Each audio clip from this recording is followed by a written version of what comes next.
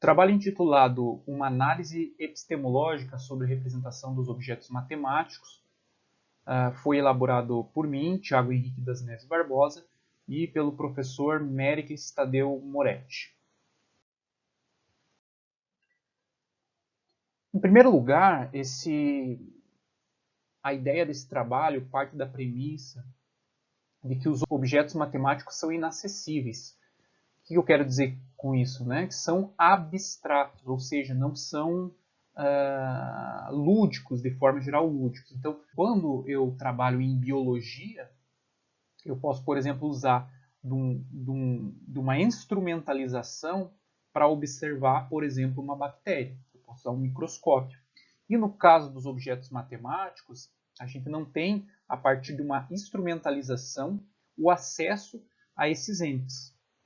Desta forma, é importante que a gente crie representações desses objetos, mas levando em consideração que as representações não são os objetos em si. Eles vão dar informações sobre esse objeto, sendo características ou propriedades desses entes. Além disso, quando a gente fala de álgebra, as representações elas são muito importantes para realizar as demonstrações.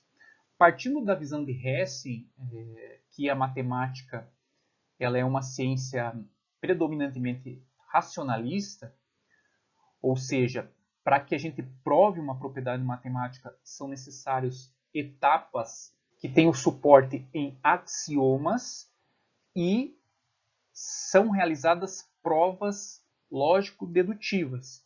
Então, o empirismo, nesse caso, ele não é uma linha que vai, de fato, mostrar que uma propriedade matemática é verdadeira ou não. Ele pode ser usado como ferramentas ou caminhos para se chegar na tese que se quer provar. No caso do aprendizado, então, essas questões que envolvem a representação do objeto, elas são importantes, porque como esses objetos não são acessíveis, saber representá-los é importante para que a gente consiga ter uma ideia e uma apreensão desse objeto. E cada representação ela vai ter uma informação diferente acerca desse objeto. De tal forma que, quanto mais representações eu tenho desse objeto, maior as informações e as propriedades que eu tenho dele. E aí nós entramos na teoria de registro de representação semiótica de Raimundo Duval, que trata justamente disso, que para que se tenha apreensão de um objeto são necessários esses registros de representação,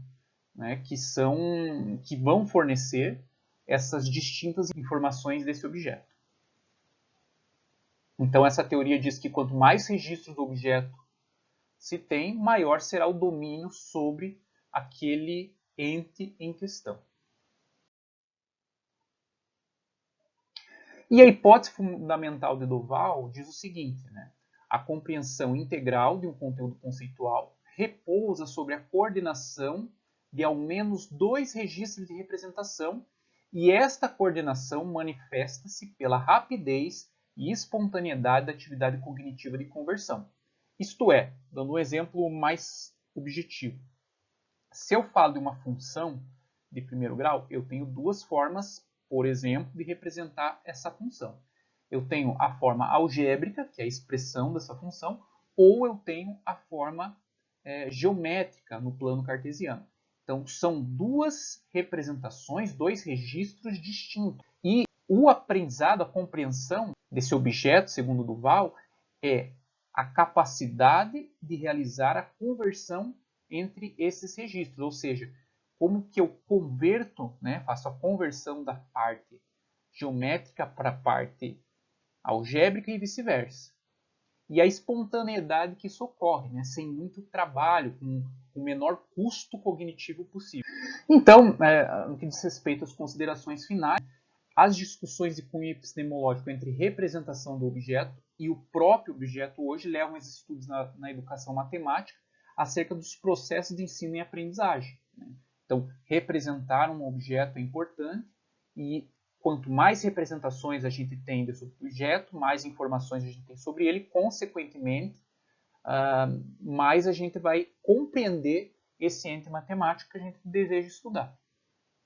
Tá? E muito desses processos de ensino da matemática, os obstáculos presentes nesses processos, estão diretamente relacionados com a dificuldade do que Duval diz da conversão entre os registros, né? Então, apesar de se ter essas representações, muitas vezes o aprendiz tem dificuldade em realizar essas conversões, que está diretamente relacionada com o trabalho cognitivo que esse aprendiz terá. Então, a teoria de Duval, ela se baseia na perspectiva que mais representações que você tem desse objeto, mais informações você terá sobre ele, e o aprendizado efetivo, a compreensão efetiva, se dá a partir da conversão entre esses registros de forma espontânea, o menor custo cognitivo.